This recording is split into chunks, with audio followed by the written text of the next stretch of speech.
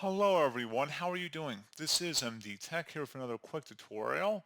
In today's tutorial, I'm going to show you guys how to go about logging out of your Facebook account from all devices on your iOS or Android device.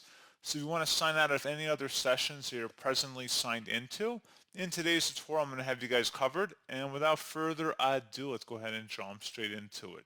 So all you have to do is open up your Facebook account. And you want to select your profile icon in the top right corner to open up the menu here that you see on my screen. And then once you're here, you want to go ahead and select the settings and privacy button. So go ahead and select that. And then there should be a settings button. Go ahead and select that up at the top. Select the See More and Account Center button up at the top. So go ahead and select that. And then you want to select under Account Settings where it says Password and Security. Under security checks, where you're logged in, go ahead and select that. And then it'll tell you all the devices you're presently signed into. So if you go ahead and select this little account button in here, select the Select Devices to Log Out button.